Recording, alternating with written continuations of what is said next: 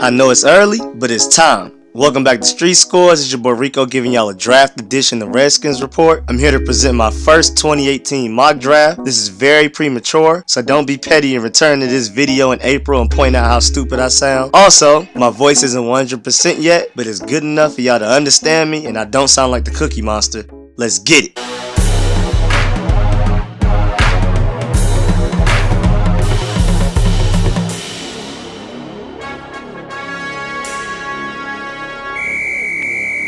Here's my full 7-round mock draft as of January 28th. Stay tuned so I can explain each pick and give y'all the strengths and weaknesses of each player and why I feel like the Redskins need them. Round 1, nose tackle Vita Vea out of Washington University. We already have great defensive line pieces, but if we are going to run this 3-4 we've been trying to force for years, then we need a nose tackle, please. Phil Taylor seems to be injury prone, so I believe in moving on from him. Vita Vea is the answer. He eats double teams, gets triple teams some plays. It looks ridiculous sometimes. He's a great run stopper and can even pass rush well, pushing centers and guards into the quarterback's pocket, forcing the quarterback to scramble, which disrupts the entire play and throws off all of the time. Vea is also smart and has high awareness, eyes always on the ball. Vea just needs to improve his tackling and stamina. He plays tired as the game continues, but usually has a resurgence very late in the game, which shows some mental toughness. But he's the biggest guy on the field, so stamina is not supposed to be his forte anyway at 6'5", 340 pounds. Vea also needs to improve his technique and hands a little more. He's used to winning without technique and hands because he's flat out more powerful than everybody else on the field. But if coached up by Jim Tomsula,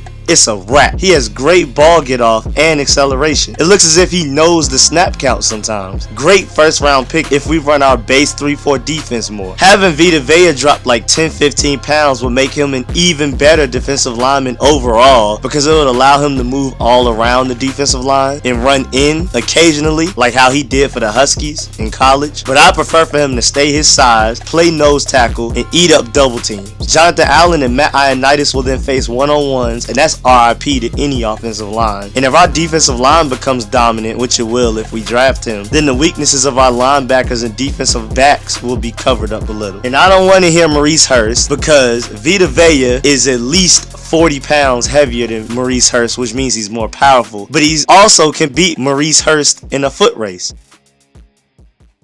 Round 2, Sony Michel out of Georgia.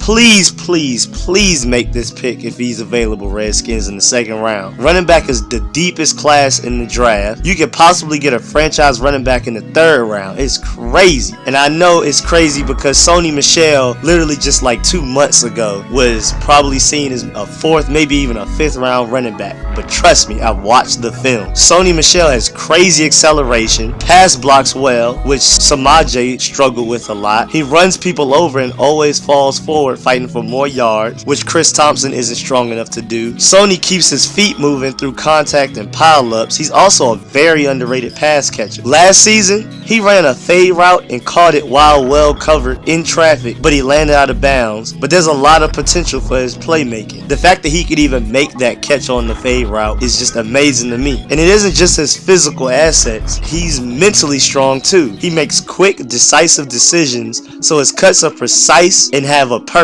So his legs and his power allow him to make swift cuts, but it's his mental power that also allows his cuts to be elite. Sony also follows blocks well and has good vision for running lanes. I've also seen his mental power allow him to make mid-game adjustments. Like for example, on one running play, a corner that Sony didn't expect to crash in came in and made a tackle on him and stopped the running play from getting bigger yardage. And then like 2 quarters later, when the same situation came up, he made the adjustment and chose a different running lane, which allowed him to grind out a few more yards than the last time the corner crashed in. I love that he made those adjustments mid-game and had the athleticism and intelligence to actually execute the adjustment. Sony Michel's my boy. Round 3, inside linebacker Leighton Vander Esch out of Boise State. Even if we re-sign Zach Brown, I want us to draft an inside linebacker that can do all the things well that Zach Brown can't. Zach Brown is a great pass rusher and has great speed to help him stop the run, but his decision making is questionable at times and his coverage skills are tragic. I made this mock draft well before we re-signed Mason Foster, but my voice has been gone and it still kind of is. But I still feel the same because Mason Foster has very similar weaknesses and strengths to Zach Brown. Leighton Vander Esch is the perfect complement to Zach Brown and Mason Foster. Leighton is basically a more athletic version of Will Compton. Leighton Vander Esch isn't a speedy guy, which is what Zach Brown is there for, but he is very instinctual and his coverage skills are very good overall. His zone coverage is great and he has a good feel for routes flying through his zone and has enough burst to make plays on these routes. Leighton can also rush the passer. He has a knack for timing snaps and getting a great head start at shooting through gaps to create pressure, but his most productive trait is run stopping, and it is mostly due to his instincts, awareness, and football IQ. Smart player, but what really impresses me is his height. The main reason Brian Urlacher was such a force at inside linebacker was because he was 6'4". Quarterbacks aren't adapted to throwing over 6'4" linebackers. With Leighton in the middle of the field at 6'4" also, quarterbacks will have a tough time putting the perfect touch on passes to get it over him while also landing in front of DBs. I hope he makes it to the third round. He was very under the radar before the 2017 season, and since December, his name has come up more and more, and now his draft stock seems to be rising. I hope he is still available at 78. I really do. And if he is, the Redskins better draft him. A huge steal that late in the draft. Zach Brown can be the smaller but faster sideline to sideline inside linebacker that can also rush the passer well, while Leighton Vander Esch can be the cover, clog up the running lanes, rush the passer, very annoying tall obstacle that quarterbacks hate to throw over. All in all, I love him as a prospect. Round 4, offensive guard Wyatt Teller out of Virginia Tech. Great value for a 6th round player, especially with the Redskins having a glaring weakness at left guard. Teller is the ideal size for a guard in the NFL and is also quick, which is a huge plus. He excels at both run blocking and pass blocking. In run blocking, he is able to move defensive linemen back off the line of scrimmage, but his expertise is pass blocking. In 2018, out of all offensive guards to block on at least 200 pass blocking attempts, Teller was one of only 6 guards to not allow a single sack or QB hit. With 395 pass blocking reps, Teller only allowed 3 QB pressures. He had a nice little Senior Bowl too. I would love for him to block for whoever the Redskins quarterback would be, whether it would be Kirk or Baker Mayfield or whoever else, but that's another discussion in another video. But the Redskins, please make sure you have Wyatt Teller on your big board come draft day. If he slides to the 4th round, please draft him. He had a nice Senior Bowl week, and I trust him to immediately start for us if Ari Kwanjo doesn't work out.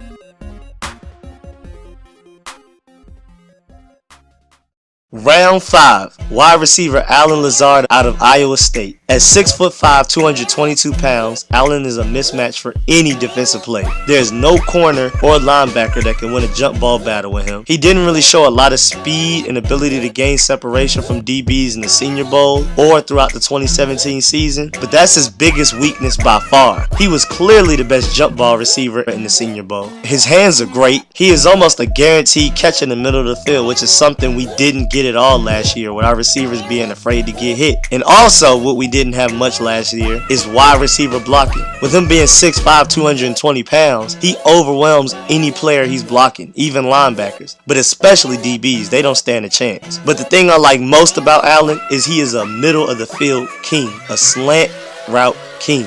He even has good body control and is able to adjust his body to catch balls that are thrown away from him. His quarterback was throwing wobbly passes that would set him up for taking a huge hit, and he would still make the catch and even sometimes fight for more yards. He's a huge target. Nobody wants to tackle a 6'5", 220 pounder consistently. I've also seen him have the awareness to turn into a DB and bat the ball down when the quarterback threw easy interceptions. Great awareness. His awareness has also gotten him catches that have been deflected by teammates and defenders. He knows how to follow the ball in the air really well even after it's tipped. Another sign of his awareness is how he's good at drawing pass interferences in two ways. There's the obvious way where he draws it from being big and DBs panic and hold on to him or tackle him before the ball is even there. But he also draws pass interferences on balls that aren't catchable by throwing himself in a direction with his huge catch radius, and referees will give him the call because it looks like he could have caught the pass without the DB interfering, even though he probably couldn't have. Also, another advantage of his size is that it's very difficult for DBs to jam him at the line of scrimmage, unless they have excellent technique. He also has great toe tapping ability to get both feet in bounds on sideline catches, but I would also like for him to improve on coming back to the ball. That's easily coachable though. He seems to rely on his towering size too much and believes he can win every battle in the air instead of running his route and then coming back to the ball once it's in the air. He allows corners that can't cover him to win at times because they get in between him and the ball. He needs to come back to the ball and box out. Nobody will be able to beat him without a pass interference if he does that. I just want him to improve on his speed, and I want him also to improve on coming back to the ball. If he does that, he is a huge steal at round 5, and he will be our immediate #1 red zone threat, especially with Jordan Reed constantly being injured. Round 6, cornerback Nick Needham out of UTEP. Nick Needham knows the game. He is very technical and very good at jamming receivers at the line of scrimmage. His coverage skills are also pretty good. His only knock is that he does not have great speed. He's not the most athletic prospect out there, but he does cover well, and he slaps up receivers at the line of scrimmage to throw their routes off timing. He doesn't have great stats because teams have thrown away from him, and he's done a good job locking up talented receivers. And even though he didn't get a chance to really show it, he also has good ball skills and hands. So I see him getting interceptions in the NFL and surprising people considering how late he will be drafted. Round 7 in the final round of the draft. Free safety Van Smith out of Clemson. Him being a starting free safety against big competition in college is enough for me to consider him for the last pick of the draft. But what I like most about him is his speed and range as a single high safety. He does have some big plays he's given up, but he's also made some big plays. And he's made them when Clemson needed him most, so he's clutch. He's not afraid of big moments. I also like his ability to bat down catchable balls from receivers by getting a hand in. He seems to have a knack for that, and that can definitely come in handy. He has great instincts as a safety and has the speed to get to the ball.